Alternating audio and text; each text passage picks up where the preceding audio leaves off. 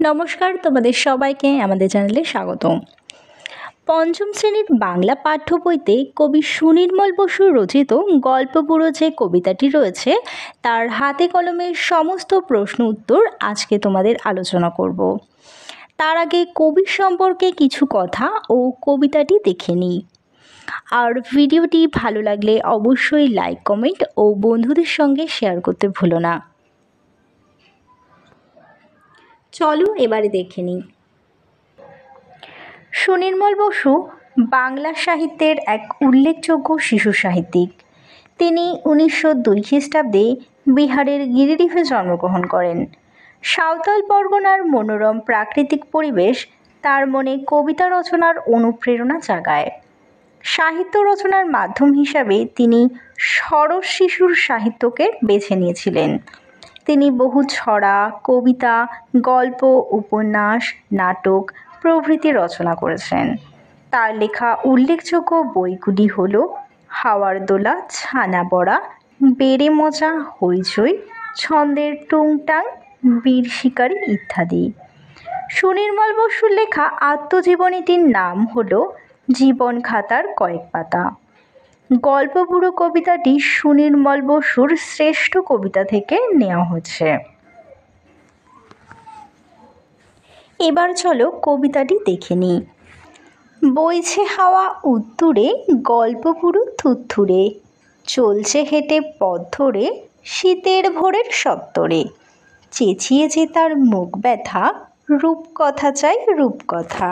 ডাক ছেড়ে সে ডাক ছেড়ে, বলছে ডেকে হাঁক ছেড়ে, ঘুম ছেড়ে আজ উঠ তোরা, আয়রে ছুটে ছোট্টরা, কি আছে মোর তলপিঠায়, দেখবি যদি জলদি আয়। কাঁধের ওপর এই ঝোলা, গল্প ভরা মন ভোলা, দত্তি দানব যক্ষীরাজ, রাজপুত্তর পক্ষীরাজ, মন পবনের দ্বারখানা, আজগুবি সব কারখানা, ভর্তি আমার তলপিঠায়, দেখবি যদি জলদি আয়। করির পাহাড় সার বাঁধা, মানিক হিরে চোখ ধাঁধা, সোনার কাঠি ঝলমলে, ময়নামতি টলমলে, তেপান্তরের মাঠখানা, হট্টমেলার হাটখানা, আটকালো এই তলপিঠায়, দেখবি যদি জলদি আয়। কেশবতী নন্দিনী এই থলেতে বন্দিনী, শীতের প্রখর প্রত্যুষে, আসবে না সে শত্রু সে, ভাঙবো তাদের মূর্খতা, বলবো না কো রূপকথা। চলো এবার তোমাদের হাতে কলমের যে প্রশ্নগুলো আছে তার আলোচনা করব। তোমাদের পাঠ্য বইটা তোমরা সামনে খুলে রাখো। এক দাগে আছে ঠিক শব্দটি বেছে নিয়ে বাক্যটি আবার লেখো। একের এক দাগে দেখো, উত্তরে হাওয়া বলতে বোঝায় হাওয়া যখন উত্তর দিক থেকে বয়ে আসে এমন হাওয়া ড্যাশ কালে হাওয়া বয়। উত্তর হবে, উত্তরে হাওয়া বলতে বোঝায় হাওয়া যখন উত্তর দিক থেকে বয়ে আসে এমনভাবে শীতকালে হাওয়া বয়। দুই দাগে দেখো, থুরথুরে শব্দটির অর্থ। উত্তর হবে, থুরথুরে শব্দটির অর্থ নড়বড়ে।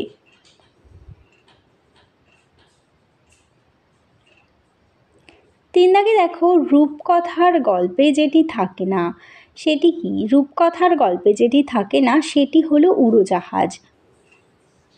পরের প্রশ্ন দেখো, রূপকথার গল্প সংগ্রহ করেছেন এমন একজন লেখকের নাম বেছে নিয়ে লেখো। উত্তর হবে দেখো, রূপকথার গল্প সংগ্রহ করেছেন এমন একজন লেখকের নাম দক্ষিণারঞ্জন মিত্র মজুমদার। এবার দেখো দুই দাগে বলেছেন নিচের প্রশ্নগুলো উত্তর দাও। দুইয়ের এক দাগে আছে লেখালেখি ছাড়াও সুনির্মল বসু আর কোন কাজ ভালো পারতেন? উত্তর হবে, লেখালেখি ছাড়াও সুনির্মল বসু ভালো ছবি আঁকতে পারতেন। দুই দাগে আছে তার লেখা দুটি বইয়ের নাম লেখো। সুনির্মল বসুর লেখা দুটি বইয়ের নাম হলো হাওয়ার দোলা, ছানা বড়া। এবার দেখো তিন দাগে আছে এলোমেলো বর্ণগুলোকে সাজিয়ে শব্দ তৈরি করো। হবে রূপকথা, রাজপুত্তর, পক্ষীরাজ আর মন পবন ও আজগুবি। এরপরে চার দাগে দেখো অন্তমিল আছে এমন 5 জোড়া শব্দ কবিতা থেকে খুঁজে নিয়ে লেখো। যেমন দেখো, ঝোলা ভোলা, যক্ষীরাজ পক্ষীরাজ, উত্তুরে থুরথুরে, দারখানা কারখানা, আর ঝলমলে টলমলে। এরপরে দেখো 5 দাগে বলেছে বাক্য বাড়াও। 5-এর 1 দাগে আছে শীতকালে হাওয়া বইছে। কেমন হাওয়া? শীতকালে উত্তরে হাওয়া বইছে। 5-এর 2 দাগে আছে গল্প বুড়ো ডাকছে। কেমন বুড়ো? থুরথুরে গল্প বুড়ো ডাকছে। 5-এর 3 দাগে দেখো গল্প বুড়োর মুখ ব্যথা। মুখ ব্যথা কেন? চেঁচিয়ে চেঁচিয়ে গল্প বুড়োর মুখ ব্যথা। 4 দাগে আছে গল্প বুড়োর ঝোলা আছে। কোথায় ঝোলা? গল্প বুড়োর কাঁধে ঝোলা আছে। পরের প্রশ্ন দেখ। 5-এর 5 দাগে আছে দেখবি যদি আয়। কিভাবে আসবে? উত্তর হবে দেখবি যদি জলদি আয়। এরপরে 6 দাগে দেখো ক স্তম্ভের সঙ্গে খ স্তম্ভ মিলিয়ে লেখো। তল্পি হবে ঝোলা, রূপকথা হবে কাল্পনিক গল্প, আর ভোরে হবে বিহানে, পবন হবে বাতাস, সত্তর হবে দ্রুত।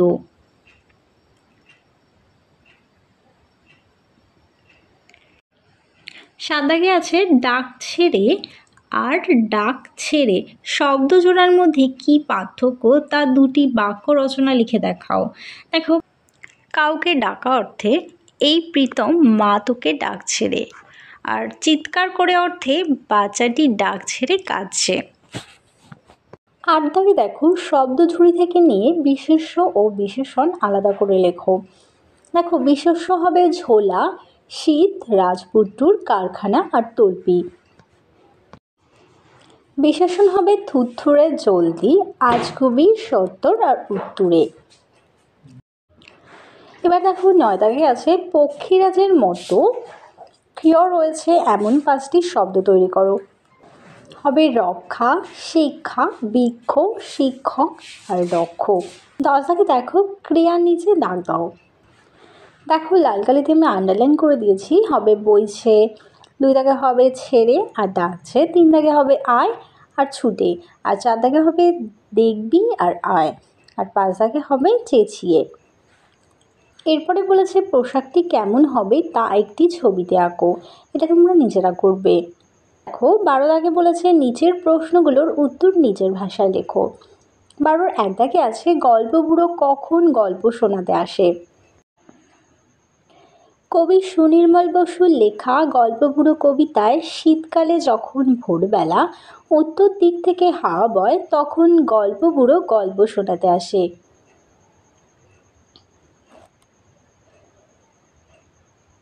গল্প বুড়োর ঝোলায় কি কি ধরনের গল্প রয়েছে?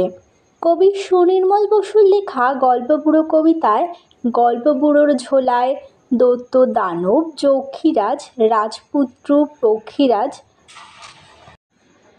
চোখ ধাঁধানো হিরে মানিক, তেপান্তরের মাঠ ইত্যাদির গল্প রয়েছে।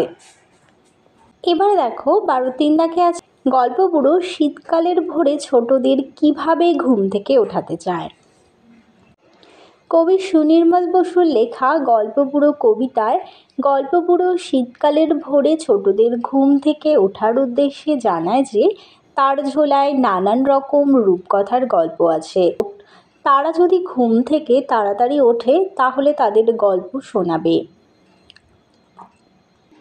কবি সুনির্মল বসুর লেখা গল্প বুড়ো কবিতাটিতে রয়েছে তা হলো দৈত্য, পক্ষীরাজ, রাজপুত্র, মনপাবনের দ্বার, ঝলমলে সোনার কাঠি, তেপান্তরের মাঠ, বন্দিনী কেশবতী কন্যা ইত্যাদি।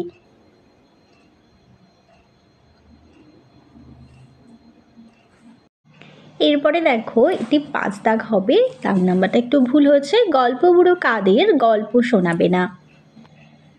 কবি সুনির্মল বসুর গল্প বুড়ো গল্পে গল্প বুড়ো শীতের সকালে ভোরবেলা মজাদার গল্প নিয়ে ছোটদের ডাক দিয়েছে, কিন্তু যারা এই শীতের সকালে ঘুম থেকে উঠে আসবে না তাদের গল্প শোনাবে না। এই ছিল তোমাদের সুনির্মল বসুর গল্প বুড়ো গল্পের হাতে কলমের প্রশ্ন।